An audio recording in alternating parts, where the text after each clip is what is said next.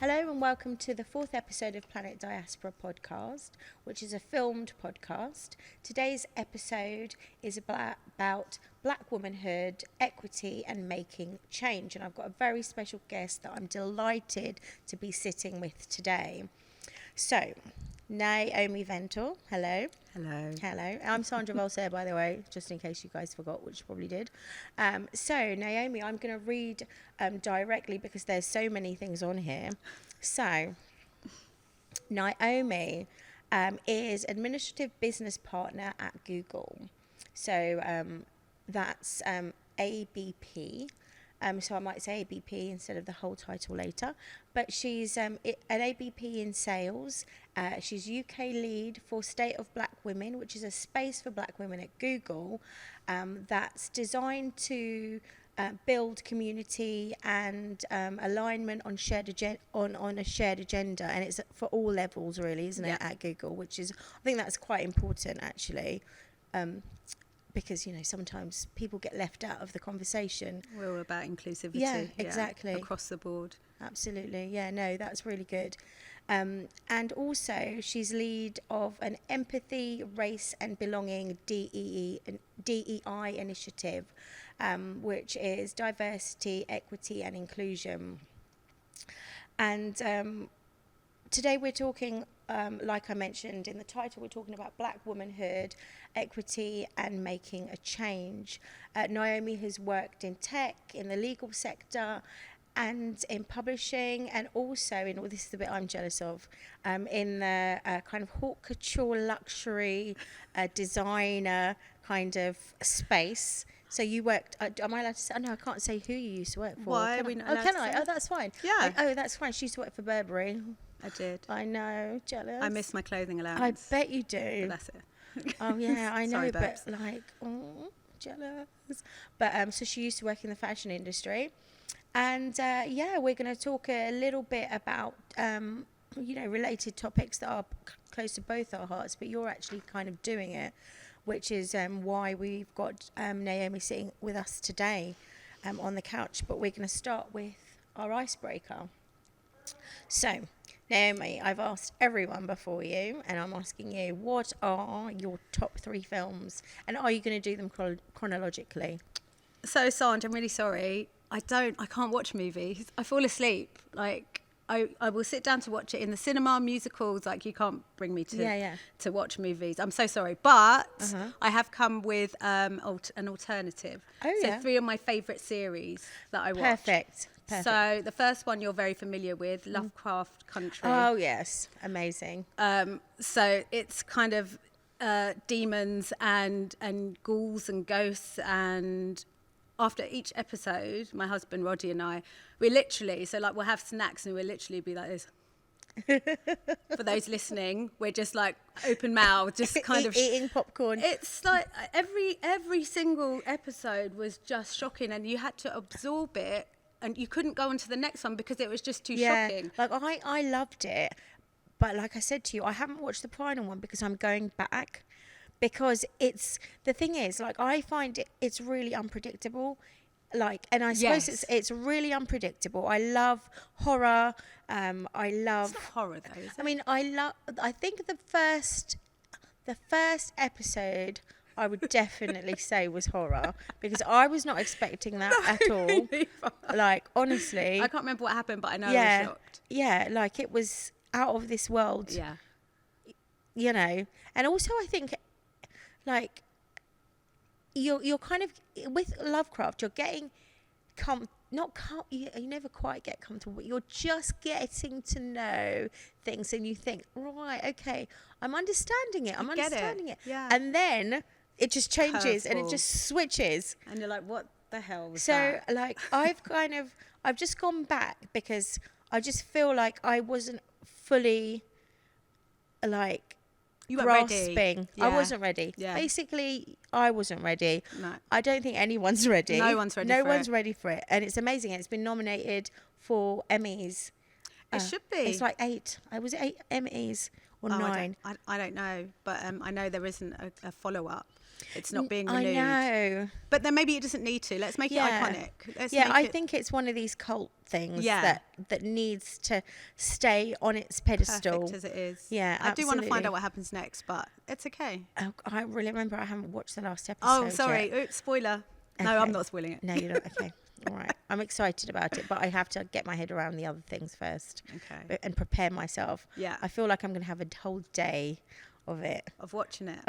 No, not of watching it back to back, but on the last episode, I think it needs a ritual, knowing that it's the last episode ever. Right, okay. I think it needs a bit of a kind of, like you say, snacks. Yeah. It doesn't disappoint. Oh, really? Yeah. I can't remember. Not like the other thing that we But it's watched great. for years and years that kind of did disappoint a lot of people. What's that? Other thing? Pushes a boy out of a window thing. Did you watch that? Oh God! Yeah, that ending was like they spent all the money and budget up until the last episode and just like threw and then they were like, "Oh right, okay, yeah." They wrote it back on the back of a receipt on the way to work that morning, and then put it on. But okay, so is that your number 3 or your number 1? Ooh, I would say that's my number. Oh yeah, number 1 because it's the one I've seen most recent. So that's my number 1. My number 2 would be it's called Diaspora. Ooh. Have you heard of it? No. It's on Netflix. It's a Mexican. Again, I've got a theme here. It's about demons and angels, and we tried to watch it with the dubbed. Terrible. So we have to watch. I just got to read the subtitles. Perfume. Oh, did you? Lovely. Thank you. It's D&G light blue, old school. Oh, beautiful. Someone told me it was old school the other day. Yeah, I'm and you're like, I remembered my age. I'm like, yeah, it is. God, yeah, fancy, you know. I know. It's like, that's new. No, it's not. Yeah. So it's about a priest and nuns. I don't want to spoil it because I think it's definitely worth watching. Yeah. Don't watch it dubbed because you really take away from the essence of the series. Yeah. Again, a little bit scary. Really? A little bit, unexpected. It's just not what you would think to watch. I was just How like, quick are the subtitles? How big? It's quick, super quick subtitles. No. I mean, I can read them. That's fine. Oh, I don't know. I've never been asked that before. Yeah, because I love films and I love like international film, but sometimes if I basically thank goodness for Netflix, I can pause and rewind. Yeah. Because you blink sometimes and it's like, oh. Or you're on your phone. Yeah. It actually stops you looking at your phone. Oh, really? Because you have to read. Yeah. While you're like this. Yeah. Exactly. I can't go and get another cookie. Well, you can pause it. Oh, yeah. We're on Netflix.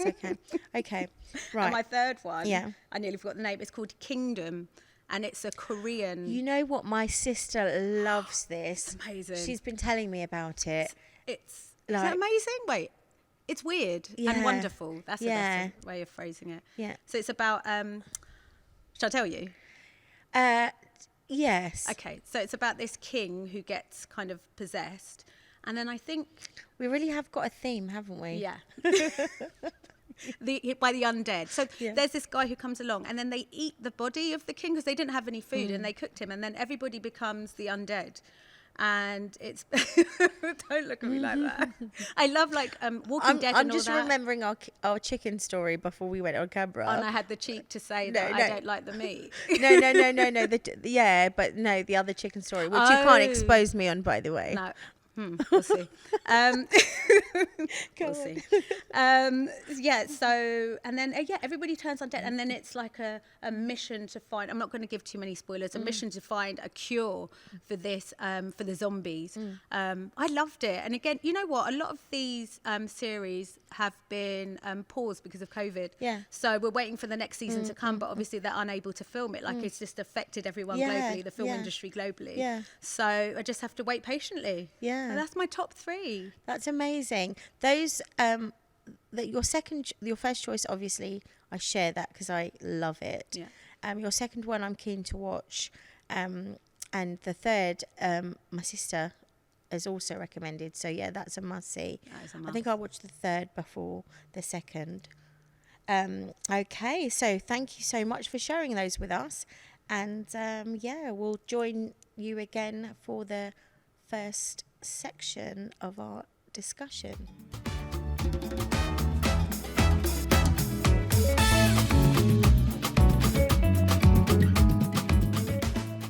Okay, welcome back. So we're sitting with and in conversation with Naomi Ventour, and she's very lovely sitting on our sofa, and we're going to start really talking about how we know each other. So we know each other. I think we first met on the 232 bus. Probably no. We would have seen each other around school. Which, but I feel like I feel that because you were, Natalie's older sister. Right. We would have seen each other, but wouldn't have made the link until I saw you. But maybe yes, maybe No, I we, did. yeah. You used to hang around with Maria. I did, yeah. Yeah, no, I distinctly remember. Oh, do you? Oh Yeah. no. Yes, I remember you in school, Sandra, before the 232. Do you? Yeah. Oh God. Why are you so shocked? No, because I just think I was a bit of a nightmare when I was at school. I don't remember. I had a big mouth. Do you remember my mouth? Not really. I do remember one thing, but I don't know if you want to say it on camera. Remember we had this discussion. BB? Yeah, we don't want to say that. That's my long-lasting memory of you. But we've got BB on the show I know. in a few weeks. You could talk So to I don't know whether we should, but we may talk about it. Okay. Yeah, I know that was bad. Yeah. No one's going to know what we're talking about. No, but that's fine. Okay, I've got better. I'm a nice person now. You were always a nice person, Sandra. Yeah. Oh, just thank you. misunderstood. Yeah. That's what they all say. Right, okay. So 232 bus, and we used to go through this estate on the way to school and slide back in the day when the seats were plastic and hard. No fabric. Yeah. I wonder what they were thinking. I know, right? Oh, it was for us. Yeah, they knew we were getting on that 232. Yeah. Now called H32 Yeah. for the newbies. But yeah, we used to go from one end and slide down. We used to go around the bend and we used to slide from one end to the other to the other. There was about four or five bends on that estate. There were quite a few, and there was like 4 of us doing it with our hands in the air. We must have been so annoying. Yeah, for everybody else. But who cared about them? No one. No, it was our bus. We were marking our territory. Exactly. Yeah, it was amazing because we did. I mean, obviously, I don't remember the exact length of time, but I felt like we did that really regularly, and like we used to get in position as soon as we hit Convent Way. We did, but then it changed to the 120. Yes, because you guys changed your bus. Yeah. Yeah. And then we didn't see each other. Yeah, we didn't see each other as much. Yeah, I thought it was. I know you're being sarcastic, but I thought it was quite sad because they were my friends. But yeah, and sometimes, occasionally, I was so wanted to chat to you guys after school that sometimes I think I used to get the 120 and then walk an extra 10 minutes home. Yeah, you did. Just to chat to you guys. I remember that. Yeah. So, and sometimes fun. I used to go to my nan's so that I could. Yes. So I'd be like, it's okay, I'll go to my grand's today. Oh, and I used to get the 120. That's so sweet. I remember that now. Oh. But times. It was great. You know, it was fun back then, and it's like great to be able to kind of connect because I was friends with your sister. Yeah. I was friends with your sister Natalie, and she was in my year. And we weren't in the same half of the year, but we were friends. But we didn't. In the sixth form, we were friends as well. We became closer. Yeah. Whilst I was at our school, St. Mark's, and then I moved over to the girls' school, and she went off to uni. Yeah. But then she became closer friends with my best friend from school. Yeah. Which was Maria, and then me and her became friends throughout our 20s. But yeah, so it's a bit of a tricky one, really, to be, and I say tricky when it's kind of hard. Yeah, with Natalie, because unfortunately we lost Natalie in 2014 July. Yeah, July 3rd. July 3rd. Yeah. You know what? I know it's July, but it's just one of those things, isn't it? Like. Yeah, sometimes it's okay. I think I forgot once as well. Yeah. Yeah. Because I remember it was near the end of the academic year. Right. It was like a week in or like, yeah, obviously the 3rd. Was it a Wednesday? Possibly. Yeah. And I remember you gave me a ring. You might not remember. No. But because, I mean, it must be, I don't remember. There were a few specific things I remember, but like grief does kind of wipe your memory as well. That's one of the side effects. But I didn't realise I called you. Yeah, Tell me the story. You called me. You called me at about 5, maybe 5:30ish, Right. and I missed it. Right. I kind of heard it ringing, and then you called me back, and then and obviously of all of Natalie's friends, and Natalie was amazing at being close to everyone. Yeah. But I wasn't necessarily her closest friend, but we were close because she was amazing at making you feel like you were, when the sun shone on you, it was, do you know what I mean? Like you would be engulfed in kind of her, everything. yeah, her everything, Yeah. exactly. And I think that's why it was so heartbreaking for everybody who knew her, and obviously more so for you, because you two were like best pals, weren't you? You lived together, so it and I picked up the phone, and as soon as I saw your name I knew. So I want to talk to you, and that's been 7 years now. Yeah. So I want to talk to you a little bit about, obviously, Natalie and losing Natalie, because you lost Natalie. We all lost Natalie because of a specific condition called amniotic fluid embolism. Yeah. And I don't think at the time there was much really publicized, or it wasn't one of the conditions that people knew a lot about.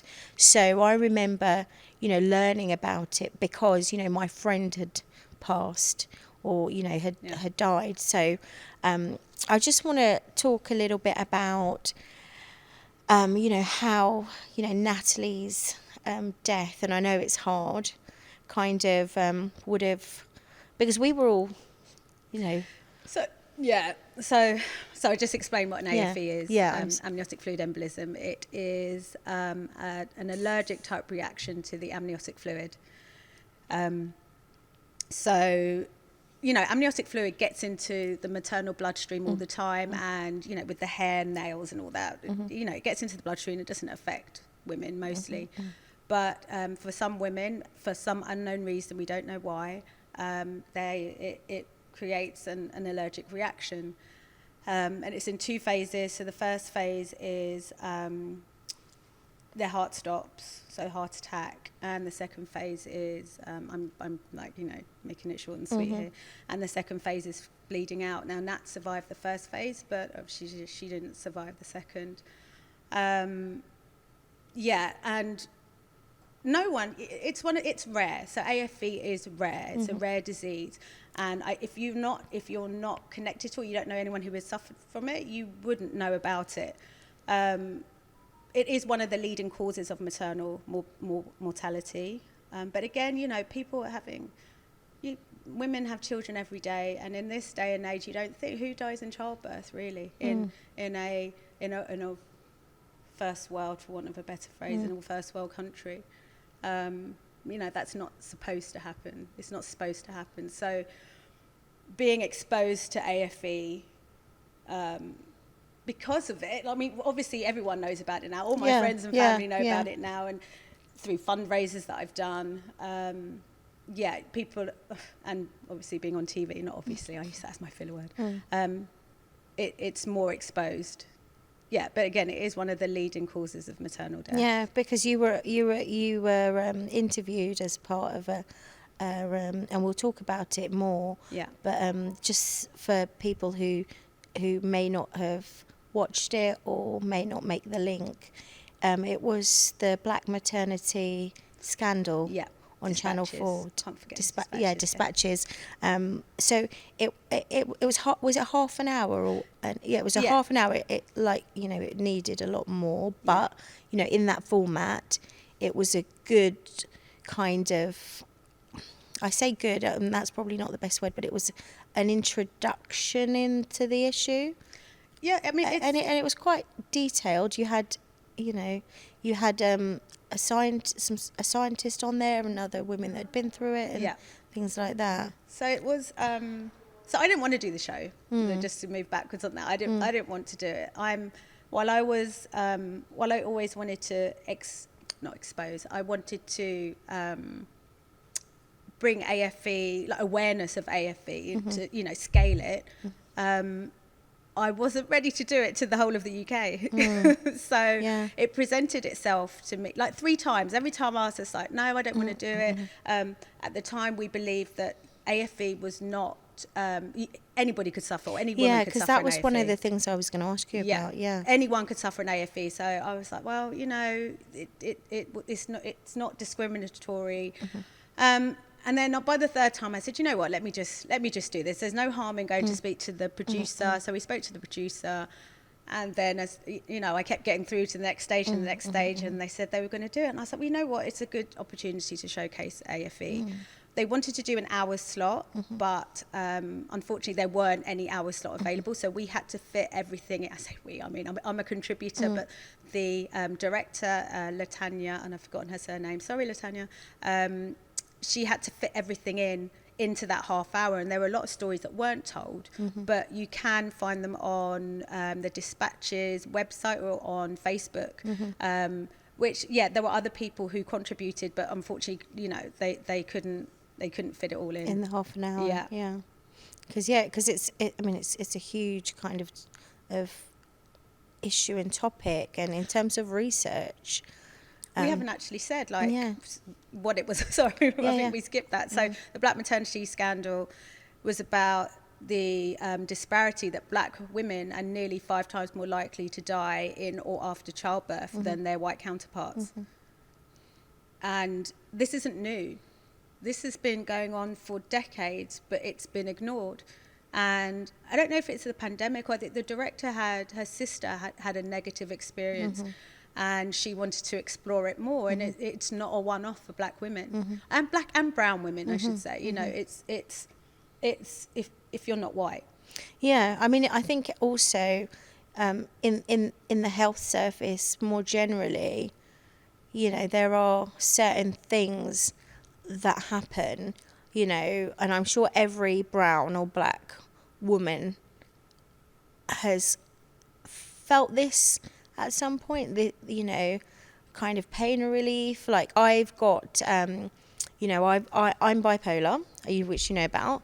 And one of the things in terms of my medication, when I have been into like a psych ward years ago, I've been absolutely healthy for the last 6-7 years. So, you know, touch wood. But one of the things is, you know, over medication, not understanding when you're feeling distressed, that kind of thing. Not being heard, and also thinking that your pain threshold is super high. That's a real thing. Yeah, that's a real thing. They think it was a journal published in the States about, and they gave levels. Depending on your race to your pain threshold. Yes. Which is wild. And then we also have the strong Black woman trope, which it's so damaging. Oh yeah, I was going to say is more of a disservice than a compliment, really. It used to be, I'm a strong Black woman. It's no, but they think, well, she's strong. We're only strong through adversity and what we've been through. Physically, we're the same as everybody else. Exactly. Why should we have to put up with more? Yeah. And also I feel there's a level of just kind of sometimes, certainly maybe not our generation, but the generation before, going into health services and just wanting to be okay and not wanting to be polite, and, you know, talking to a stranger, talking to someone they don't relate to, and just kind of believing them and not, you know, asking for a second opinion and wanting to be good. Like, certainly for my grandparents, they just wanted to be kind of good immigrants, do you know what I mean, or migrants. And so they may just accept or not say that they're in pain, or you know, just kind of anything to get the approval of their doctor. Yeah. Do you know what I mean? Yeah. Play it down. Yeah. And you don't want to, because of the angry Black woman. Yeah. You have to mask every time you go in. You have to think about this is where like privilege comes in with white people. Like they don't have to, when you go into a doctor's office, you don't have to think about how you're going to present yourself. You can just go and walk in, whereas we can't. No. You just don't have, have that. And if you've been kept waiting for 40 minutes, you've just got to suck it up. Yeah, you've got to suck it up. Yeah. And, and also when you go in, depending on who your doctor is or if you're changing the surgery or whatever, you've got to just accept some real kind of, like you'll say how you're feeling and it'll be kind of a million, it could be this, it could be that, could be that, rather than what you said, like listen to you. I think you've said it, so I'm just, reiterating that, or sometimes it just seems like the colour of your skin it goes with obviously the strong black woman trope, but it also goes with a whole nother level of kind of, it's like they think you don't know about the health service or something. Do you know what I mean? They think you're immediately ignorant and that they can fob you off with anything. Yeah. And that you won't have the, the intuition or thought of actually I'm going to double check what you're saying to me, and maybe what you're saying to me is not right. It's unconscious, or not even unconscious, it's conscious bias. Yeah, and or the R word. Yeah, Racist. Yeah. I mean, we say it a lot on this shows. I know, but people are they don't. There was a report produced saying that racism doesn't exist in the UK. It doesn't exist in the NHS. Yeah. Even trying to with the sorry, let me get my thoughts. With the disparity with black women nearly dying 5 times more, they refused to set a target. The government refused to set a target because this report didn't help. Was it discussed in Parliament? I think it was, because there was a petition going around, wasn't there? 5 times more, who were also featured in the documentary, put a petition together. Nearly 200,000 people signed it. And it was the first time black maternal health has been discussed in Parliament, and that was on the 19th of April this year, 2021. That was the first time ever. And do you think that was also because of the show? Oh yeah, it was. I watched it. It was. They discussed, or they mentioned the show about 3 or 4 times. Right. Yeah. Yeah. And the MPs there was one MP, Bell. Forgive me, I don't know the surname. She actually shared her experience as well. So she's tied to it in more of an emotional way. And it was very interesting. The outcome, you can watch it or you can read the script. Yeah. Static was the response. They refuse to set a target because the target's too low. One is too low. One is too many. One is too many. And you know what as well? It's like, it's the fact that they're having a conversation after it's been brought into the mainstream. Because I would say Dispatches obviously is a mainstream kind of show. Well respected, because it's got a lot of credibility. Yeah. That's brought it to. I don't even think. I think obviously it's been known about, but it's meant that people are holding, health service professionals accountable, and it's not on the margins. It's not with your BAME anymore, because mainstream, the people that have the dialogues, that are allowed to have a dialogue without being referred to as BAME, you know who I'm talking about, because they've been made more conscious of the issue, and it's on their lips. Then that's why, I feel. It's frustrating, to put it mildly. It's frustrating. I've been privy to attending some parliamentary roundtables as a fallout from the. Is it fallout? It's a positive thing of the documentary, and the process that they go through is very interesting. I can't share a lot of what is said. They're trying to get the ball moving. They're trying to get more data. We don't need more data. We need to set a target. Yeah. When people have an aim, they'll try and hit it. Yeah, so if there's no target to hit, so why would anyone care? I've been privy to this, and we're trying to get that target set. Just to give context, it's So the target, just so that I understand it a little bit more and some of our listeners and viewers understand it better. So the target is to bring the deaths down. So the target what would the target kind of be? So what would they be measuring? So the amount of people who don't die. Yeah, so the amount of people who don't die. Okay. So so at the moment, it's 70 women black women. Per year die. This is just black women. It's not brown women die per year. And that's over, the average over time. In 1 year, yes, over the year. Yeah. But if you include near misses in that, it brings up to 7,000 because we don't include the near misses. Yeah. So we're talking at 7,000. Yeah. 7,000. And they don't record the near misses. No. Why? This is something that 5 times more are trying to address because this because system, it would be more. Because it would shed more light on the issue. Yeah. Well, yes. This system works for middle-aged white men. The institution works for middle-aged white men, not even women. Yeah. And why would they want to change something that works for them? Exactly, 100%. Like I've said this before, one of the most profound things, I suppose, but deep down I think I knew, was that it's working just fine, isn't it? Mm-hmm. It's working as it's meant to. Yeah, as it was designed. Yeah. And once you know that, it just opens. It makes sense, yeah, doesn't it? Everything kind of, you're like, yep. So the only way we're really going to break these barriers is to start again. We're not the first revolutionaries. I know some people think we are. This is, things are changing. They've been changing for hundreds of years. Yeah, exactly. And we won't be the last. But the rate of change is just so slow that what we're asking for, it's literally, it's kind of like, it's drip. Equity is being drip fed. Drip fed, and it's just given enough so that people can be quiet for a little while. Yeah. It's like a pacifier or a dummy that you give to your child.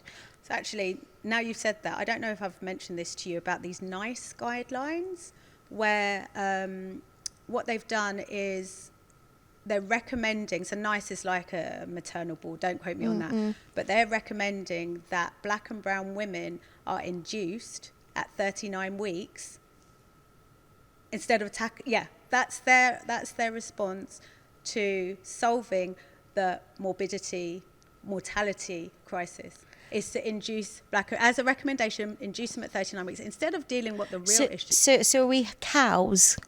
Or do you know cattle? Sorry, cows, cattle. Are we like farm animals or something? Do you know what I mean? Do you know what I mean though? Come on, I know completely. Inducing somebody. But there are risks associated with inducing them, and they're not dealing with the real issue. They're like, okay, here's an issue. Here's how we're going to fix it. We're going to be in control. You don't want who? Yeah. You're taking away choice. So rather than set a target and start recording near misses, we've got to go through the dangerous kind of procedure of inducing a child and a woman. Inducing a woman and bringing on the kind of. Is it artificial? It's not artificial labour. Is it artificial labour? What is it? I don't know much. They give you medication to speed up your labour, basically. Right. Okay. But that also leads to. It can lead to more forceps being used because you're forcing the labour along rather than your body doing what it should naturally do. Yeah, exactly. So it's kind of like, maybe artificial is not the right word, but it's forcing you to do something which your body is not ready to do at that particular. Because 36 weeks, you've still got a whole month left. 39. Wait, because your pregnancy 39 weeks. 40. So 36 weeks is like a. Did I say 36? Almost it's 39 weeks. Oh, a week early. It doesn't matter. Whatever it is. It's the not fact the that right you're thing to being, do. they want to induce black and brown women. Yeah. Just deal with the issue. Let's deal with the issue at hand. It's so racism. Is that everyone? Unconscious bias. It's a recommendation. You know what? I haven't read too deeply into at what stage they're going to offer that. And there's been a fight against getting that paper like fully approved and published, obviously. But yeah, it's disgraceful. It's, you think you're in a movie. This whole process has opened me up and exposed me to so much of the inner workings of from Parliament down to the kind of grassroots. You know, I've got my fingers in quite a few pies, and it doesn't always fill me with joy. It's a slow journey. Like you're saying, it's a drip-fed experience. And you work so hard, and I bet you get a lot of yeses, and then at the end you realise that. Do you know what I mean? You get a lot of nods, maybe. Yeah. This is the right thing to do. Thank you for doing this, Naomi. Yeah. Oh, it's great. You do it. You deliver training. You do the DEI stuff. Yeah. It shouldn't be me. It shouldn't come from me. Yeah. I understand we have to have a seat at the table. Yeah. But like, if you really, and it's this important, is very important. That's what they say. Oh, this is a really important issue, Naomi. Well done for bringing it forward. You can do it too if you really care that much. Yeah. It sounds terrible. Yeah, but no, but I think when you've been kind of, you know, kind of active and you care about an issue and you've heard it all before, you will, you know, you'd get cynical. You would. It's natural for, you know, for us to be cynical, and for you to be like, you know, I've heard this. This has happened before. This is a kind of the groundhog of it's Groundhog Day. Yeah. But that doesn't mean to say that change cannot and will not happen. Maybe I'm hungry, so I'm being a Debbie Downer. No, but it's just a very slow process. Yeah, and you know, it's snails move quicker. Yeah. So I'm going to, because I think we've talked about a lot of what, you know, I was going to talk to you about, but I want to ask you specifically about the Amniotic Fluid Embolism Foundation, because you work with them quite closely, and now you've worked with them quite closely, and now you're on the board of directors, aren't you? Yeah. So I want to know, how did it go from kind of personal moments of grieving, the fundraising, and now to being in a much more public space where you are actually one of the directors on the board, and your role, I've got it down here, is specifically to look at advising them on cultural and racial inclusivity in the UK, which, you know, that's something that crosses over a lot of what you do. So how did you go from, you know, obviously learning about the condition through Natalie's passing and then being on their board of directors? Okay, so when Nats first passed away, you know, grief is such a personal journey. This was my way of not giving back, helping, making me feel less useless. That's what it is. It's I just didn't want anyone else to feel the same way we did.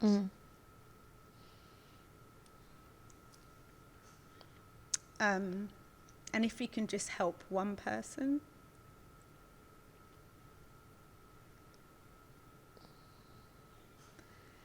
if I could just help one person, I mean, I know we don't know why it happens. There's no tests. And by just raising awareness of it, it was my way of dealing with my grief, and everybody had their different ways. You know, my parents, my brother, my siblings, brothers, friends. And this was my way of just keeping her legacy alive. Yeah. So every year, so I started, the first year I didn't do anything, because the first year of grief is just bullshit. By year 2, I was ready. So I think I sold a few T-shirts. I got them shipped over, so that every year it's AFE Awareness Day, March 27th every year. And so Miranda Klassen, who is the founder of the AFE Foundation, who also suffered an AFV, and it's because of her that all of this has happened. If she didn't put this foundation together, we wouldn't have anything. It would be all very like spread out.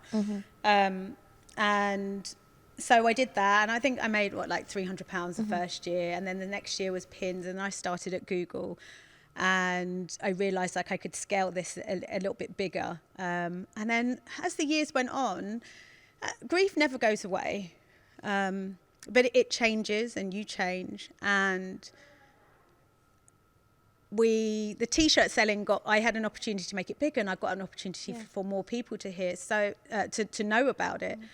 And Miranda had she kind of earmarked me for a while to be on the board, but I understand why she told me maybe like the third or fourth year, because I kept raising awareness, kept doing the t-shirts. Last year we did masks, but I understand now why she waited. I was like, yeah, I'll be on the board, not really knowing what it meant. I'll do it. And it's the grief process. I think I had to get over the arc. So you kind of start up here, it goes a bit higher, and then as time goes on, it becomes more different. It's like a broken plate that you stick back together. There's still cracks in it, but actually people don't really eat off broken plates. But well, you know what I mean. That's not a great analogy. No, it is a good analogy, because like you say, you've pieced it back together, and it can function. Yeah, it's functional, but it's never going to be the same. No. So it just coincided with, I believe in fate and destiny, with the show, with the Black maternity scandal. And I think she said, I'm gonna announce that you're going to be on the board, because I'm the only Black person on the board. I'm the only British person on the board. And so because it's an American charity, and it's America centric, because that's where Miranda is. That's where a lot of the cases are. But in the UK and Australia, the data that they use is the most relied upon, because in America it's not consistent. Every state is treated as a country.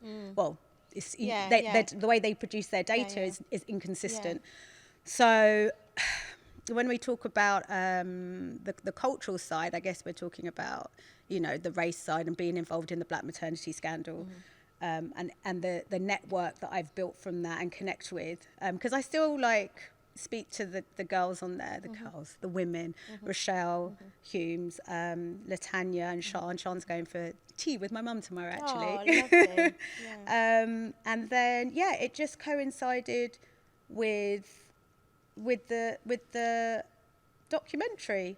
So I don't know, everything just came together and it just worked. Kind of organic. So me, I can only advise on the UK. I mean, I could look at other markets, but I don't live there. I don't know much. I'm and I think it's better to kind of be specific with your focus, isn't it? Yeah. Because there's more growth and more knowledge that you can build upon by being specific. Exactly. Yeah, rather than trying to cover a broad ground kind of thing. And this isn't my destiny. I'm not. Like you say, it's still, even though it's been, with Black women dying in childbirth 5 times more likely, even though it's been going on for generations, I feel that, like you say, it's been talked about for the first time in Parliament, and there's so much more understanding needed, right? Yeah. Exposure. And the more people that hear about it, the more exposure it gets, the more awareness it gets, the more serious this will be treated. And did I tell you I was on the parliamentary roundtables? It's the Women's and Equalities Committee that are dealing with this. So they also deal with introducing a Black curriculum in the UK as well. Which we both. Yeah, that's needed. Yeah, the absence in my own education. And I came from a family that, my dad, I knew about my own country, but nothing about us in the context of, I didn't even know about slavery until I was about 16. Well, I kind of knew because I'd watched Roots But, you know, it seemed like I hadn't learnt the facts around it. Still, It's up shocking. until That's up on the until now. A-level curriculum. Yeah, I know. It's always from a Eurocentric perspective that we learned history. Well, we definitely wouldn't have learned it in our school, Sandra. Oh gosh, no. No shade to our school, because it's a great school, one of the best in the country. Yeah. But Leah, one of our crew, went to the same school, didn't you? did you? Oh, Yeah. Oh, I'm a couple of years older than you, dear. Yeah, me too. Like half a year. She's a couple. joke. We're actually like months apart. Who, me? But I think we're months apart. I think we're not very far apart at all. I'm age-wise. 27. Oh yeah, I'm 26 and a half. Right. Oh, you got an early birthday. I'm September. Yeah, I'm. Oh, okay. I'm January. Oh yeah, so it's the Does same as Nat's. 14 months. Yeah. We're literally, me and Nat's are like 3 days God, your birthdays are the same. Of apart. course, yes. Yeah. Which made it kind of difficult for us. Did you do birthday Yeah, stuff? we did try a joint birthday one year, but Is that the Beavers year? which one? That was the Beavers year. Oh, the Beavers. Me and Nay went to a strip club. A bunch of girls. It wasn't just us. It wasn't just us. There were some other people. It was my boyfriend at the time, who's now my husband. No, yes, he was there, but he was just kind of dragged along on your night out. Oh, he hated it. Yeah. So we met this guy. Yeah. Sunny? No, it wasn't Sunny. I feel like it was Sunny now. Sunny, I think it was I think Sunny. it was and definitely he paid for Sunny. our drinks. Yeah. And dances all night. Yeah. We didn't have to spend a penny. That was wild. We still got photos. Yeah. That was interesting. That was It was one of the best nights that ever. was one of the best nights Ever. Yeah, I mean, yeah, it was pretty special. Was that the joint birthday? Because we went to the curry house next door. Yeah, that wasn't the joint birthday, but it should have been. It definitely should have been. But yeah, classic. I've got, and also like I watched the photos back, and like I think everyone else can deal with like the excitement a lot better than me. Sorry, because I was actually bouncing off the walls that day. Like I was lying across you. We all were. Like, Sunny was just flinging those free drinks at us, and we didn't say no, not once. like, and also somehow my top eyeliner worked its way onto my cheeks. And you blinking? and all my like powder had gone off, so I just looked really yellow, and then I've got like streaks of like black underneath my eyes. Like I must have enjoyed those special dances a little bit too much. Anyway, back on track. Back talking about the real stuff. Yeah. But okay, so we are going to come back, and we're going to just go to a break. We'll probably talk a bit about Sunny.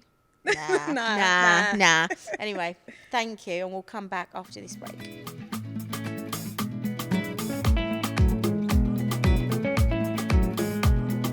Okay, so we're going to move on because, our producer has been quite snappy with us in the break.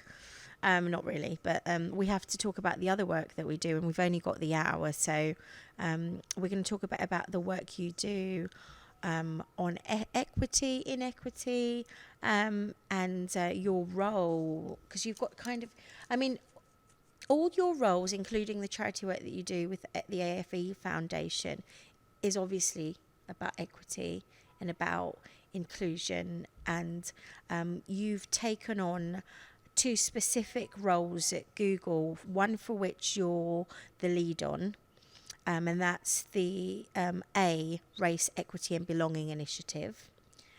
And the other is as the UK lead, and I want to be correct in this, it's called State of Black Women. And that's, they both sound like a huge task, but I just want to, and I mentioned at the beginning that the State of Black Women Initiative is all about kind of alignment, building a community, and I would say also, I mean, obviously I'm adding this to it, but and you can tell me if I'm wrong, but it's for women at all levels, and they align on a shared agenda. So I would imagine it's a lot about trust and honesty in a way, or kind of, or no? A safe space. Yeah, safe space. It's a safe space. Yeah. So State of Black Women, if we start with that started globally back in, I want to say 2017 or 18. And every single black woman in Google had the opportunity to fly over to San Francisco and kind of meet in the auditorium. The CEO came, and it was honestly one of the best experiences of my life. I'm going to talk pretty vaguely or broadly about it. But we went back the following year, and again, it was amazing. It was like 3 or 4 days. The first summit, it was a summit that we flew out there, was for, I think it was just like 2 days. And the next summit in 2000, and I must have been I love San Francisco, by the way. Yeah, it was, it's a really cool place. Beautiful. Like I felt like I could live there. There's quite a high homeless population. It's There like is, it's very segregated. So 1 minute you're in this lovely neighborhood, yeah. and then you can. You know. My cousin lives there as well. Oh, okay. So I like take an opportunity to go and see him. Yeah. And so the second year we flew out, and it's amazing. I'm just like, I really want to be part of this. That sense of belonging. Often in the UK, you're the only. In school, you're the only. Yeah. But being surrounded by so many intelligent, strong, beautiful black women in one space is just so empowering. And I got to get a piece of that. And also diverse black women, right? Because I would imagine that, what we see, being the only person, and then what you see elsewhere, you just don't see the massive range. Certainly not publicly. Obviously, you know them because they might be your friends or family, but not in the state. No, but inspirational. Not, it was inspirational. They were all so clever. I just felt complete imposter syndrome. Absolutely not. No just way. What am I doing here? Surrounded by these amazing women. And then there was an opportunity to join the UK State of Black Women. And so what was I supposed to be? And then I took that up.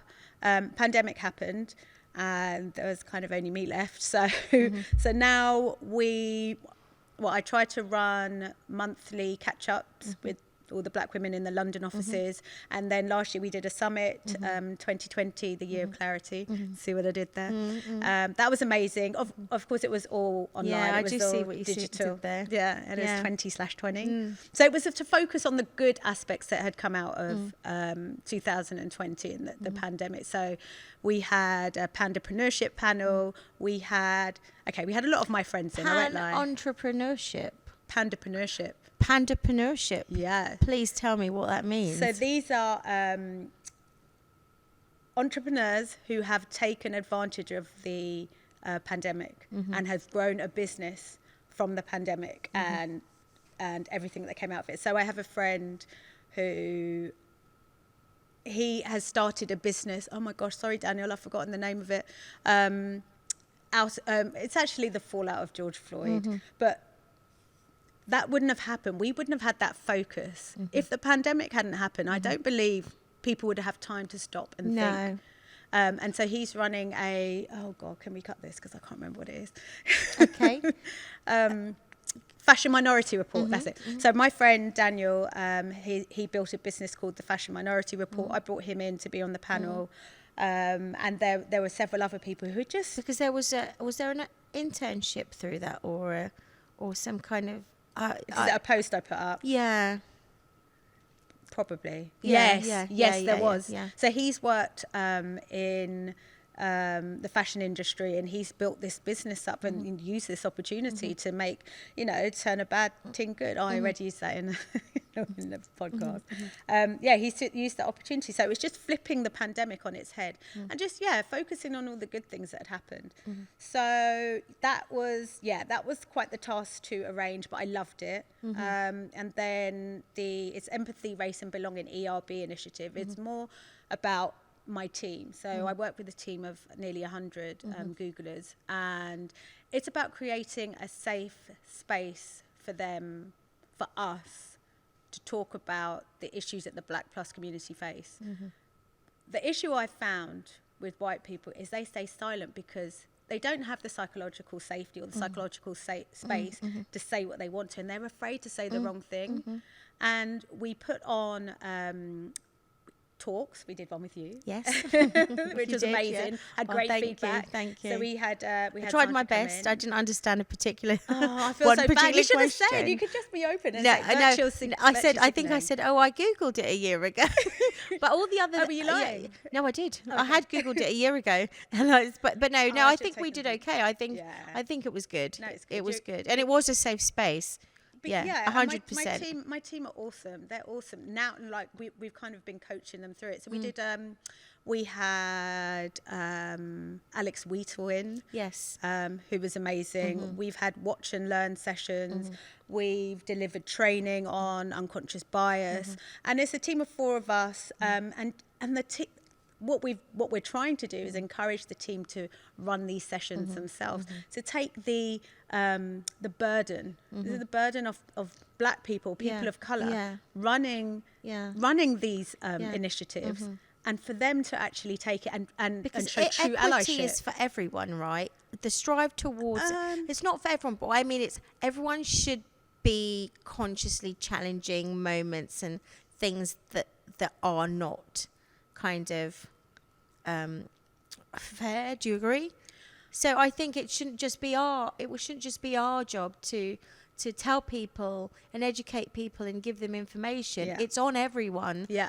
That's the allyship Every part. human. Yeah. Yeah. It can't just... And also to hear it from somebody else that looks like them who have been on their allyship journey is so important. I think that makes such a difference. And while we say, yes, the onus isn't on us, I've mentioned this before, you have to have a seat at the table. You have to be able to guide it. So I'm empowering my team to want to run their own sessions with our guidance. So that's been really exciting. And it's taken up a lot of my time in the pandemic as my work has shifted. As you know, there's no travel, there's not really expenses. But yeah, it has been a real eye-opening journey. Running, there's a team of 4 of us. We work together really well, but we're all of colour. Yeah. I've met 3 of you. Yeah. One of you I haven't met, but yeah. Oh, sorry. The other, she's based in Israel. Actually, she's white. Okay. Sorry, my bad. 3 of us are of colour. Yeah. And the other one, she's a fantastic ally, and she's a walking, talking example of allyship. That's amazing. That's amazing. I know because I do not want to speed you up because it's so necessary and interesting. And, we have to meet up again on this sofa, on this pink sofa, and talk more about it. Maybe when you're further, along in the initiative, because it will stop being an initiative and it will be, it will be so much more because you're still kind of, obviously one's from the State of Black Women is 2017 and the race, equity and belonging, is that a year old or more than a year old? Yeah, it's a year old. I mean, I didn't know it had to stop being an initiative, but you're absolutely right. Yeah. What do we call it then? It will be something more established. Well, we do have employee resource groups, which a lot of the big companies have. I don't know if you know what they are, but they're... No, I don't. Okay. I've never worked for a big company, really. Okay, so we have the BGN, which is the employee resource group. So we have BGN, Black Googlers Network. We have the AGN, the Asian Googlers Network. We have Gaglers. We have Juglers. We have basically any... I don't want to say marginalised group. That's not true. Yeah. If you belong to a particular subset, then there will be a group for that. So there's always going to be that sense of belonging at Google at least. But a lot of the big companies, I know Samsung does, I know Facebook does. All the larger companies do have them. And it makes such a difference. You're not being the only, not feeling like the only. That sense of belonging is huge. Gosh, I mean, it's a fantasy I can only wish for of Naomi, I'll be honest. Oh my God. I work for a black run charity actually, so but it's so small, so that you there's a bit of a safety zone, and I don't necessarily meet completely different colleagues from the same or similar community, if you like, because we're all within the charity education kind of space. But with a company as huge and different in terms of disciplines like Google, you're meeting a massive varied network of people, aren't you? You're small but mighty, Sandra, by the way. Don't underestimate. Small but mighty. We are. Don't underestimate like what you do. No, not at all. Not at all. And I just want to ask you one question on this topic. Yeah. And then we're going to move on and talk about change making. Yeah. So who is accountable for improving equity, learning and unlearning, and how is it measured? It's a bit of one of those exam questions, isn't it? It's like, who is accountable for improving equity? Are you talking in the UK? Yeah, specifically in the UK. Who is it? The government? It has to come from the top. It has to come from leadership. Mm-hmm. We've established 4 pillars. It's 4 pillars within ERB. So it's allyship, leadership, education, and funding. Mm-hmm. And they can't work without each other. No. But it has. Sorry, Mike. That's okay. It has to come from the top, because if you can't follow direction from them, no one's going to follow the people at the bottom. Yeah. I'm sorry, that just sounds terrible, but they have to be the change makers. The grassroots can kind of enlighten and shed light on and you know, give you that, but the government has to take it on board, and the people higher up. And yes, you know, they say multinational corporations are running the world, and to some aspects they are, but the exposure and the power that the government have, you know, and the like you say, the funding, the leadership, did you say information? It was leadership, allyship, funding, and oh god, what was the other one? I'm so useless. Allyship, leadership, rewind education, the tape. Sorry, education. All of those. All of those things. Like they are key government kind of. It's on their portfolio. You know, it's their remit. Maybe maybe not follow this your government. remit. I know, maybe not this government. Yes. I've got so much to say that I'm not going to say anything at all. You know, no comment. Silence speaks volumes, as they say. But okay, so we need to do another show that when you come on again and talk specifically about the equity stuff. I think because you do so much, Naomi, it's really hard to put it into one show. Sorry, I talk too much. No. And the thing is, we've spoken and there's just so much more, isn't there? It's never ending. Yeah, and God, you know, how do you fit it in? How do you know, and it leads us into change making, you know, and I had 2 specific questions, and because we're short for time, I'm going to go straight to the specific questions, and then, you know, have you back. Oh, we're saying no. Oh no. You're breaking our hearts. Sorry. Okay, maybe one question. Okay. What has made you want to make change? Because why would I work? I'm going to speak really quickly. I'm working at somewhere where I can influence change. It would be a waste of my time, my efforts, my living, my being if I don't take advantage of that.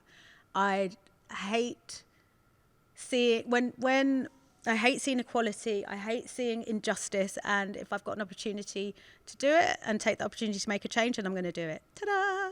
Thank you, 100%. Okay, so thank you so much, Naomi. We need another show. Make it happen, please. I'm praying to the producer God. So, you know, it's been an absolute pleasure having you here. Thank you for having me. No. I think this sofa, as beautiful as it is it should be something grander for this kind of conversation. Okay. Because, you know, like, I feel like we've got the amazing sofa, we've had an amazing conversation, and we've talked about so many things, and we need more space to talk about this. So maybe in a few months' time, sure, if you would like to come back, we'd love to come, you know, have you back and talk specifically about equity, and maybe, you know, it's because you do so much. But anyway, sorry, he's giving me that look. Thank you so much for tuning in today, and we are grateful. Thank you again to Naomi Ventour for all her amazing insights and for the amazing work that she does, championing all these issues. And so if you can remember that you can listen to us on Spotify, Google, iTunes, Anchor, and also we're on YouTube for those that are watching the film version. We're also on Facebook, and we're on Instagram. So we're pretty much online. Okay, all the very best. See you next time.